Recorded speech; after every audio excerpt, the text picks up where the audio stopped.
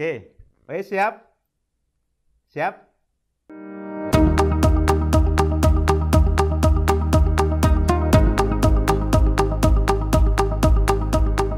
Assalamualaikum warahmatullahi wabarakatuh. Halo Sobat Pratama, kali ini kita berjumpa lagi, tapi tidak dalam webinar yang diselenggarakan setiap Rabu. Saya bersama tim punya program baru buat Sobat Pratama. Apa itu? Kami menamakannya InText, Insight of Text.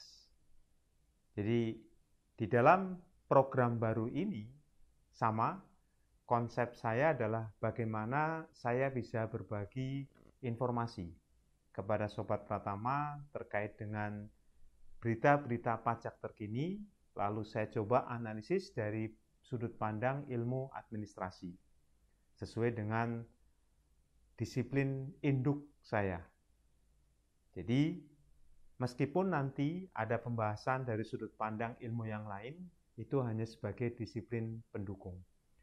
Jadi pembahasan kita terkait dengan topik-topik aktual di dalam berita pajak terkini ini tetap dalam konteks ilmu administrasi. Baik, Sobat Pratama, ya, pada kesempatan kali ini saya akan mencoba menganalisis dan mengulas berita yang sedang ramai belakangan ini. Ya, Sobat Pratama, saya coba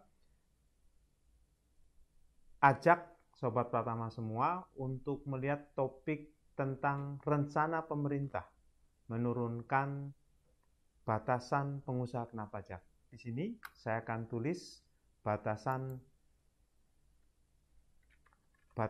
PKP. Oh, ini sudah sebentar, batasan PKP. Ya.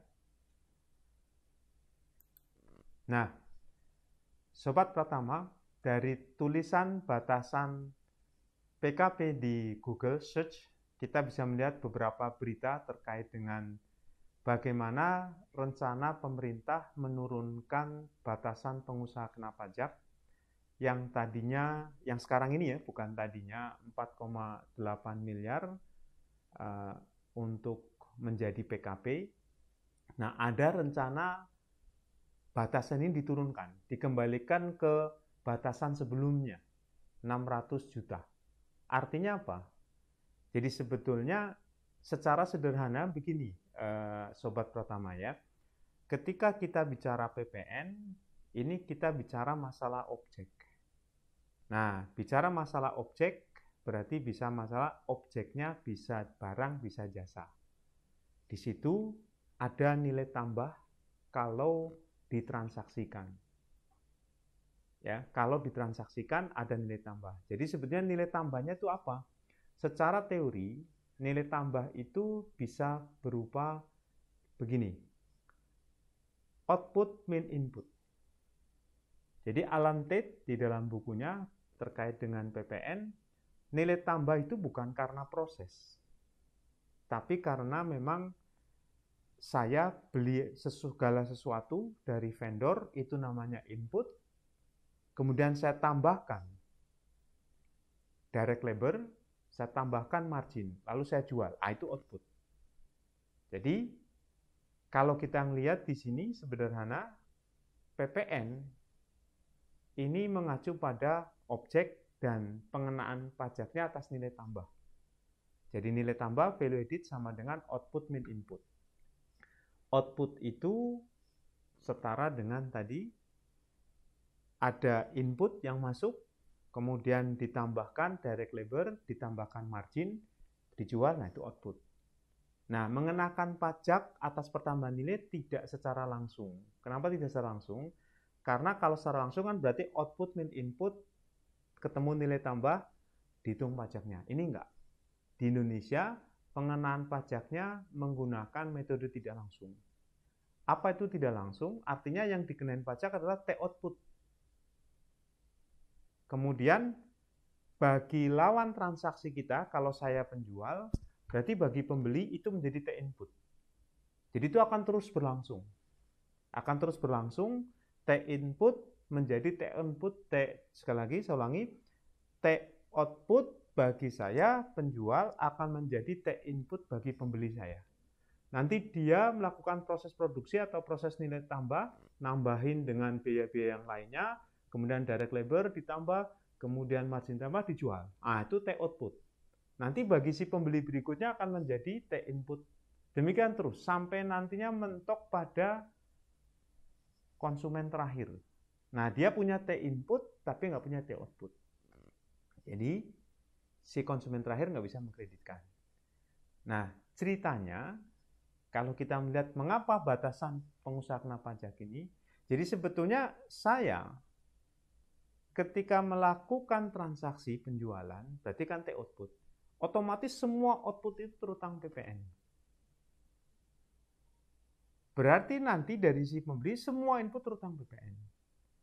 Nah, dengan pertimbangan tertentu, ada output berupa barang dan jasa yang tidak terutang PPN. Apa itu? Nah, kalau barang diatur di pasal 4A ayat 2 Undang-Undang PPN. Sementara kalau jasa yang tidak terutang PPN ada di pasal 4A ayat 3 Undang-Undang PPN. 6, ada 4, ada 16. Jadi kalau kita naik angkot 4646, nah kalau ini 416. Ada 4 kelompok barang yang tidak dikenai pajak, ada 16 kelompok jasa yang tidak dikenai pajak. Nah, terus pembahasan tentang batasan pengusaha kena pajak ada di mana? Nah, di sini. Jadi kalau kita melakukan output, artinya melakukan penjualan, penyerahan, nah kemudian di dalam output ini merupakan tadi objek PPN karena tidak masuk dalam 4 kelompok barang tidak kena pajak atau 16 kelompok jasa tidak kena pajak, berarti transaksi kita merupakan objek PPN. Tapi dengan pertimbangan tertentu dalam rangka ease of administration, kemudian administrasi, ya sudahlah pemerintah kasih batasan pengusaha kena pajak. Artinya kalau sekarang misalkan ya kita pakai 4,8 miliar. Kita jualan misalkan kebutuhan sehari-hari, kebutuhan pokok. Ya, katakanlah kebutuhan pokoknya nggak cuma beras ya. Bisa juga kebutuhan sehari toko kelontong. Nah, toko kelontong ini punya omset misalnya ya 400 juta sebulan. Setahun kali 12 4,8. Nah, artinya kalau 4,8 ini sebetulnya objek PPN ini. Objek PPN cuman dengan pertimbangan tertentu ease of administration. Nah, objek PPN-nya ini bisa tidak dikenai pajak kalau omset kita 4,8 atau omset kita kurang dari 4,8 dalam setahun. Nah, itu ceritanya, Ibu Bapak, mengapa ramai sekarang. Artinya kalau saya punya omset penjualan barang atau jasa 400 ya kurang dari 400 juta sebulan rata-rata, pokoknya dalam setahun kurang dari 4,8, otomatis kita boleh milih untuk tidak memungut PPN. Sebetulnya transaksi kita terutang PPN. Ya, sebetulnya transaksi kita terutang PPN. Tapi kemudian pemerintah ya melalui undang-undang PPN, oke, boleh deh lu tidak mungut PPN. Padahal transaksi kita objek PPN.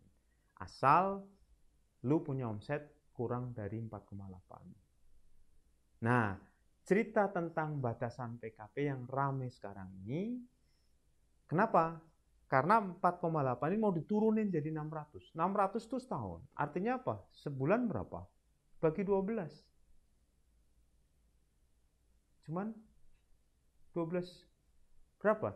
600 juta dibagi 12 itu sebesar, bagi 12 kan sekitar 1 juta 200, 12 juta ya. 12 juta kali 12 kali 50 juta.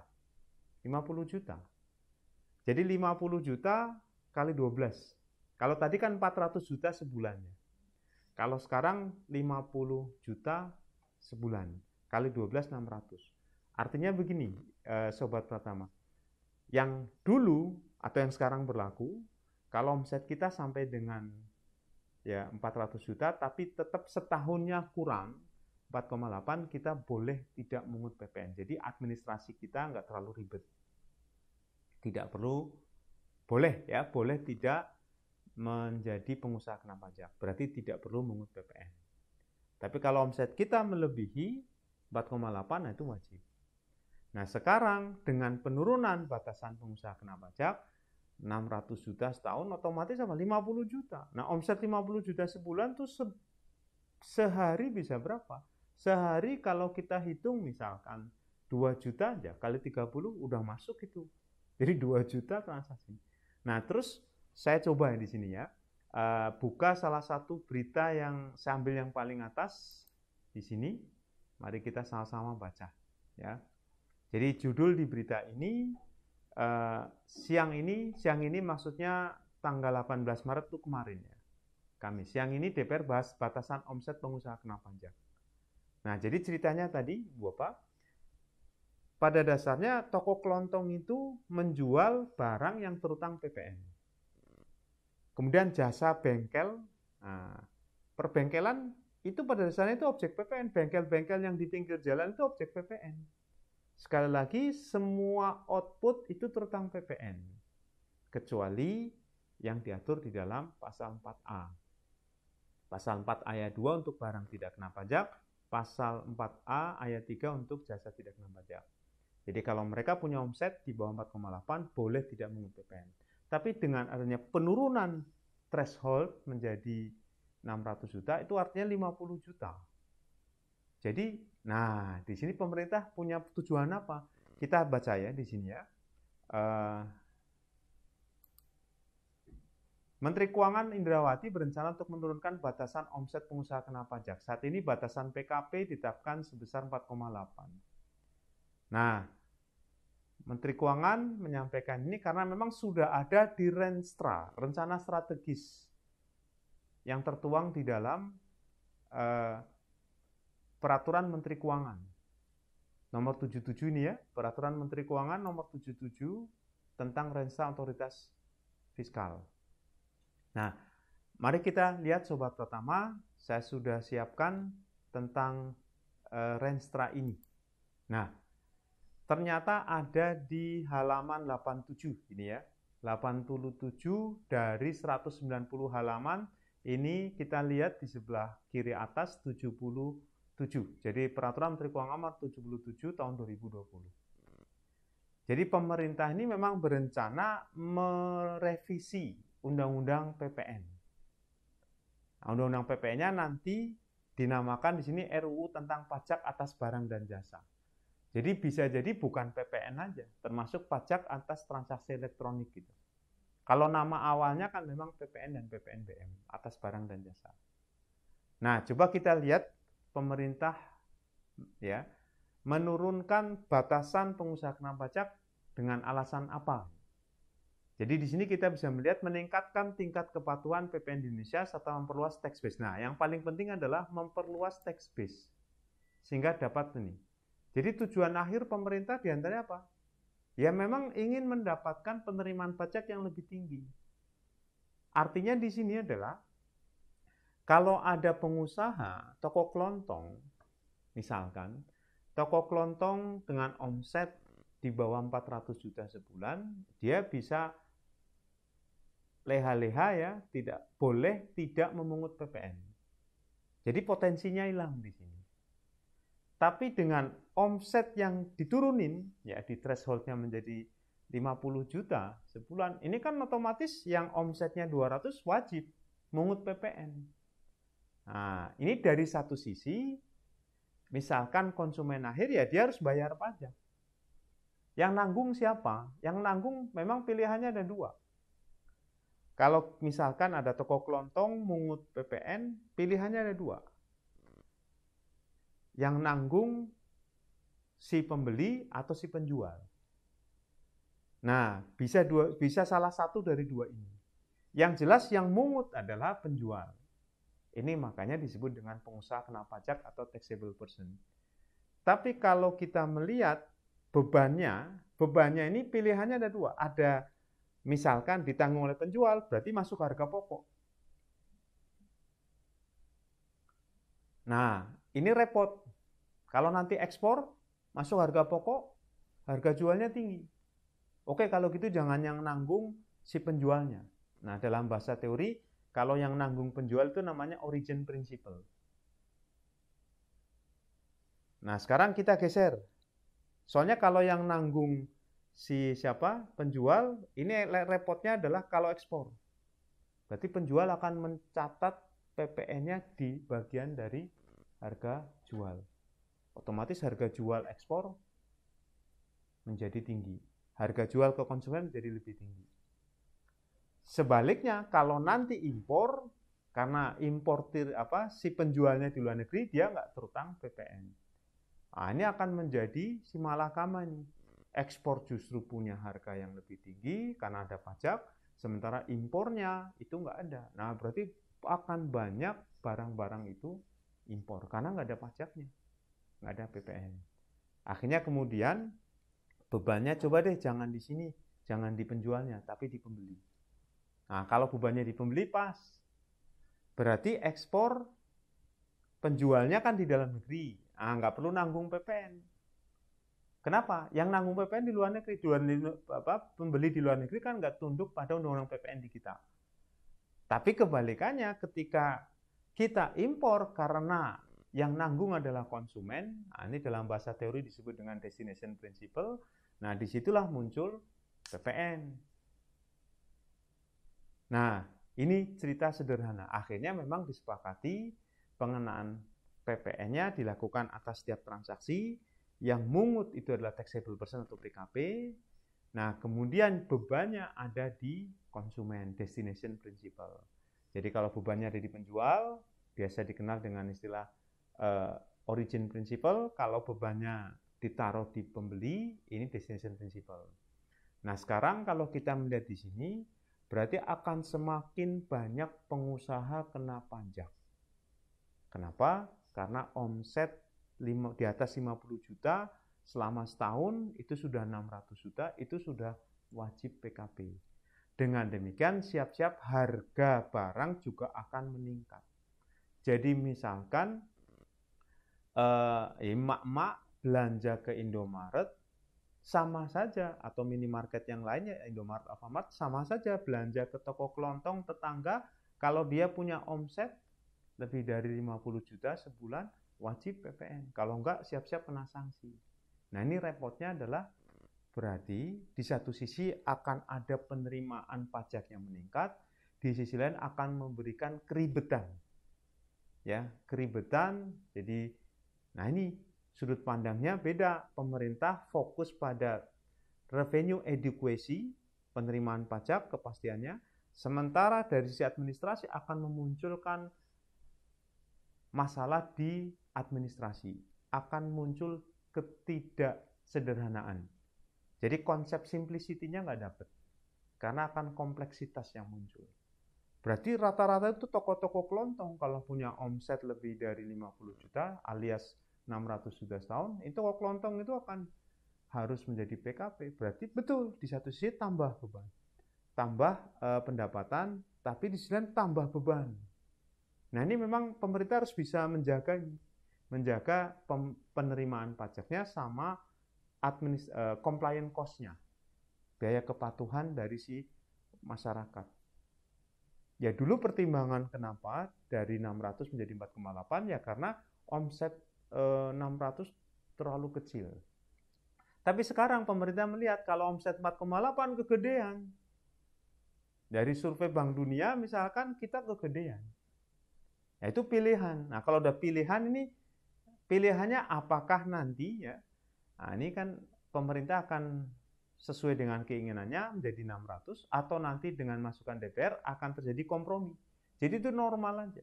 Masing-masing punya pertimbangan. Nah, paling tidak kalau kita melihat dari sisi yang kedua ini, dengan tax base PPN yang semakin meluas, betul semakin meluas. Karena apa? Berarti siap-siap nih mak-mak belanja di toko kelontong dekat rumah itu harus ada PPN-nya. Nah, pasti mendistorsi. Contoh begini, saya punya uang 1 juta. Saya beli 10 unit barang harganya 100.000. Tapi ini di toko kelontong misalkan. Tapi ketika ada PPN 10%, yang bisa saya beli bukan 10. Kalau awalnya kan nggak ada PPN karena PKP-nya misalkan 4,8 ya threshold-nya. Kemudian ketika diturunin, otomatis yang tadinya saya punya uang 1 juta bisa beli 10 barang seharga 100.000. Akhirnya dengan adanya PPN saya hanya mampu beli 9 unit barang karena harus nanggung PPN. Nah itu ini dua prinsip yang bertentangan. Pemerintah mengandalkan prinsip revenue adequacy, sementara masyarakat ya akan terbebani, berarti akan muncul kompleksitas bertentangan dengan prinsip ease of administration dalam bentuk simplicity, kemudian bertentangan dengan apa? Netralitas, prinsip netralitas. Kenapa prinsip netralitas bertentangan? Ya karena pemerintah akan menjadikan PPN ini distorsi bagi masyarakat. Daya belinya turun. Ya betul, dia harusnya bisa beli 10, tapi dengan adanya PPN dia beli cuma 9. Nah ini, memang inilah cerita tentang pajak. Jadi kadang-kala pakai prinsip satu bertentangan dengan prinsip yang lain. Nah jadi memang masalah kebijakan, pemerintah mau ngapain itu kebijakan. Tinggal sekarang masalahnya adalah, nah ini dengan diskusi antara pemerintah dan DPR, mau yang mana? Nah mau yang mana ini, yang jelas pilihannya ada dua. Ketika threshold-nya, batasnya diturunin, tax base-nya akan meluas. Tapi di sisi lain akan muncul compliance cost, biaya kepatuhan. Nah masyarakat akan merasa terbebani. Dari toko kelontong ini, mereka harus menyiapkan SPT bulanan. SPT bulanan ini kan tiap bulan gitu ya. Siap-siap nanti kalau salah terkena sanksi. Sementara bagi pembeli juga akan mengalami distorsi. Yang tadinya 1 juta bisa beli 10 unit barang seharga 100.000, sekarang dengan adanya batas ini akan bisa beli ya cuma 9. Nah inilah Ibu Bapak Sobat Pratama ya, kalau kita melihat secara jernih bagaimana isu tentang batasan pengusaha kena pajak ini ya ini memang terserah pemerintah. Nah, memang di situ undang-undangnya ya mengatakan bahwa memang bisa dibuat threshold, tujuannya apa? Jangan sampai ya pengusaha-pengusaha kecil ini, UMKM ini kemudian harus terbebani oleh pajak. Nah, jadi ini cerita sederhananya dari analisis saya terkait dengan batasan PKP. Mudah-mudahan bermanfaat Sobat Pratama, kurang lebihnya mohon maaf, silakan Sobat Pratama untuk berbagi. Kalau memang program baru ini ya in tax, inside of tax ini bermanfaat bagi Sobat Pratama, silakan juga share untuk memberikan kemanfaatan kepada teman-teman yang tertarik dengan pajak. Lalu silakan komen untuk memberikan nilai tambah, kritik agar program yang baru ini bisa memberikan kemanfaatan bagi Sobat Pratama. Demikian, Assalamualaikum warahmatullahi wabarakatuh.